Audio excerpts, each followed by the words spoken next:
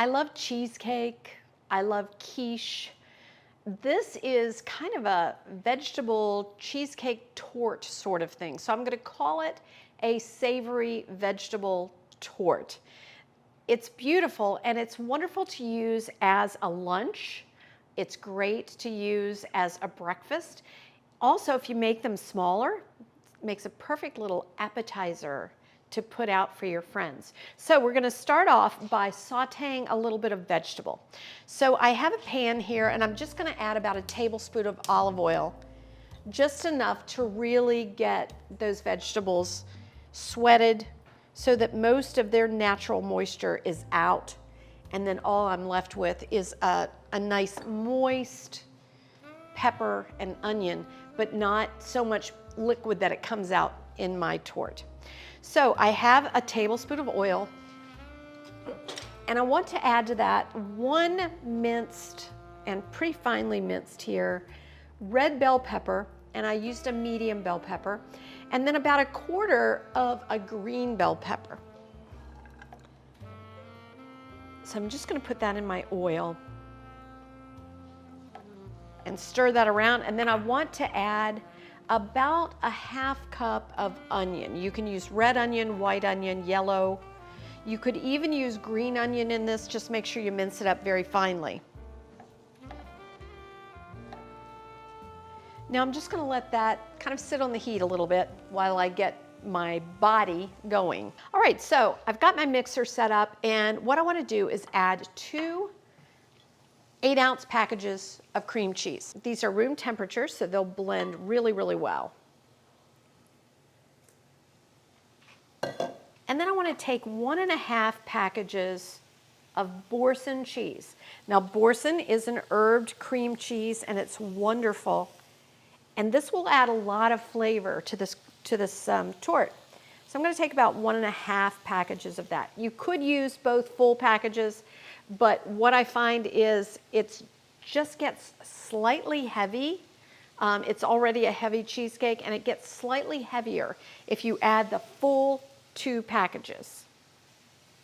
Now let's just mix those together.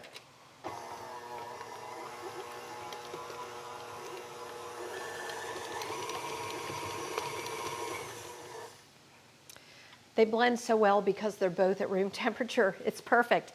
Now what I want to do is take just a little bit of cayenne, about 1/4 teaspoon, and don't think that this is going to make it spicy. It doesn't. What it does is just blend in a little bit of flavor that will pull out those other flavors. I want to take a teaspoon of sugar. Not a lot, but just a touch of sugar will actually pull these vegetables into the cheese, and the flavors are just better with that hint of sweetness. And I want to take a 1/2 teaspoon of rubbed thyme, and then about a teaspoon of salt.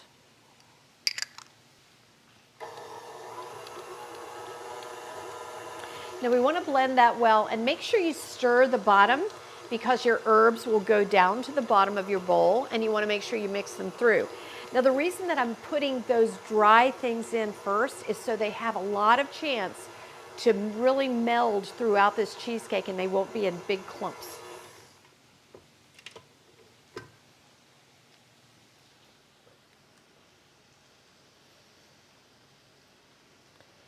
Yeah, I've got a clump in the bottom of cayenne.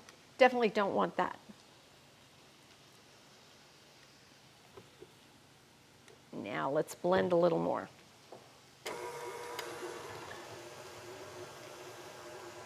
And I want to stir up those vegetables. Make sure you're not frying them. You really just want to saute. And remember, if you fry, you get that brown. With this, you want that nice fresh color.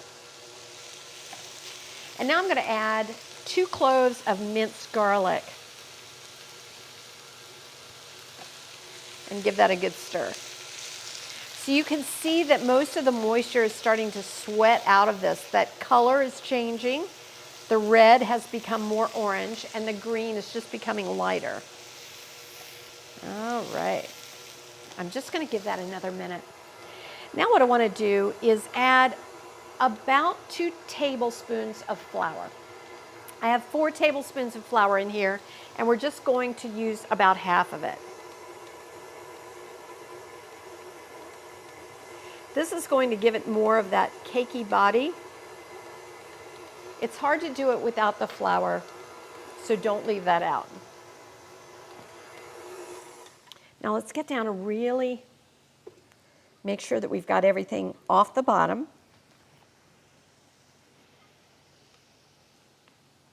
All right. And let's check those vegetables. Now at this point, I think these are done enough to go into my torte. But here's a little Tassie trick. So what we're going to do is put these vegetables on a little paper towel. This way they're not too moist.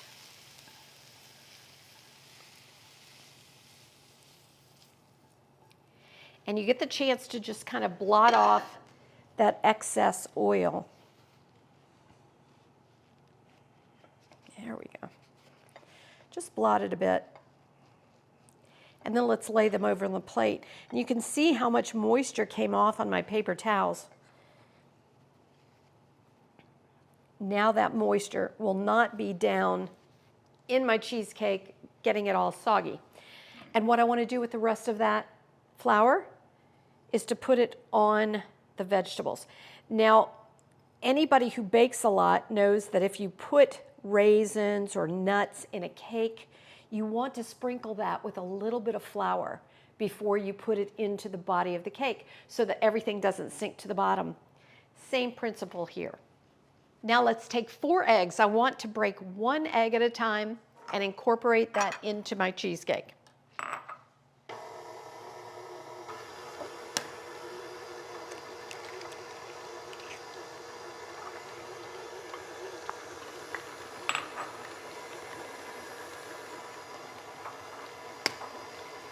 Now there's a reason that we don't want to put all of our liquid in at one time. Because if you do, the cheesecake tends to separate. You'll end up with striations because it doesn't really fully mix. Let's put in 1 at a time, and that way that egg can mix in, and then the next, and so on.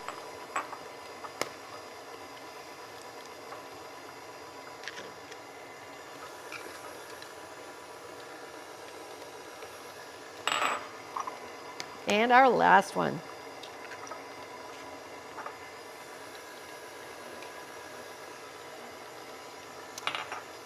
And before I add that, I just want to scrape down to make sure all that cheese is off the bottom and everything is mixing through thoroughly.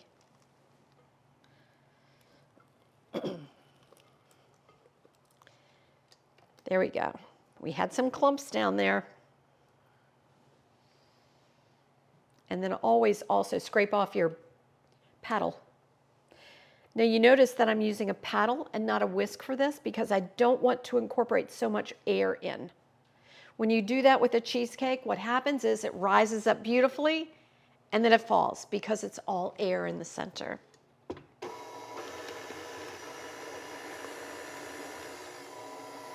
And the last egg.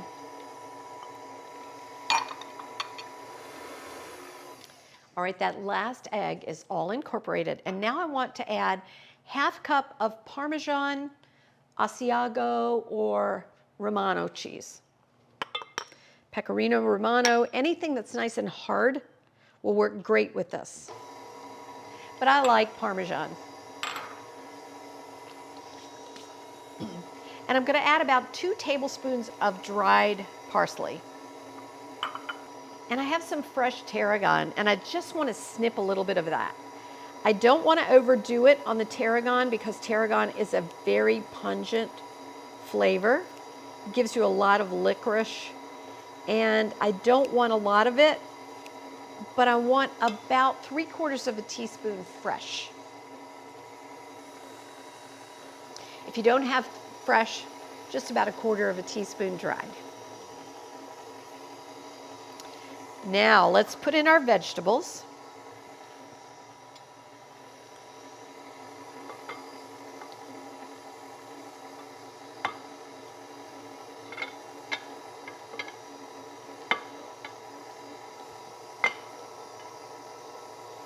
And make sure you're getting in all that flour that remains on your plate.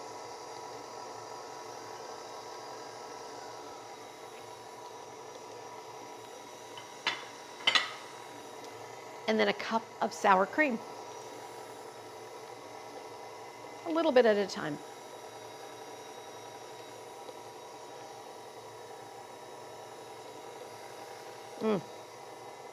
So yummy. This almost seems like it would be a great dip. Of course, we've got raw eggs.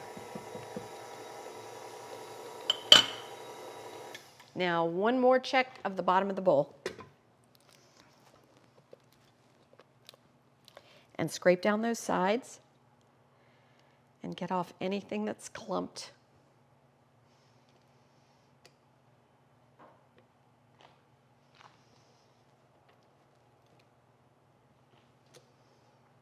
All right, one more run of the mixer, just lightly.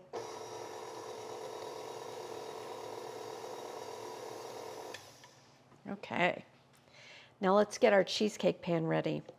So I have a 9-inch cheesecake pan here that I've lined with a little bit of parchment paper. That will really help you release this cheesecake when you go to put it on a plate or a pan. And I just want to spray it really well with a baking pan release. There we go. Now let's put our cheesecake right over in that pan. This gives you one last chance to check to see if there are any lumps. Get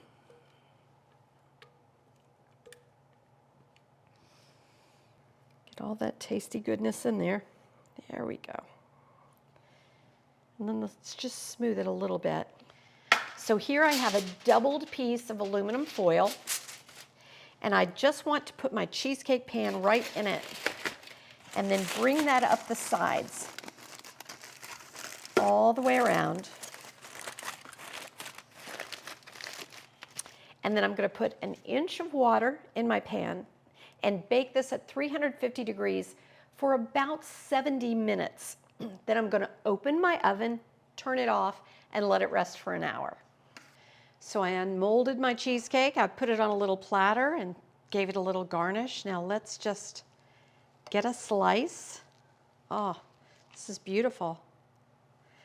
Now I'm serving this one at room temperature.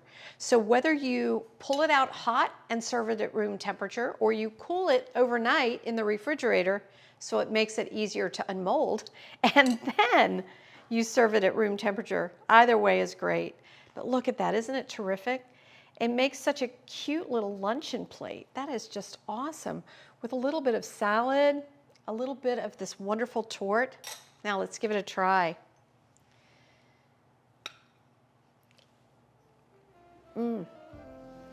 So creamy, delicious. And with Sauvignon Blanc, perfect.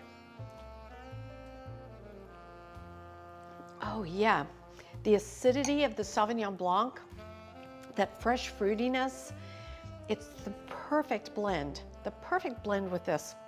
The other thing you could do when you're using Sauvignon Blanc is, instead of the Boursin, substitute goat cheese. It's a natural pairing with Sauvignon Blanc. But either way, this is delicious, and what a great lunch.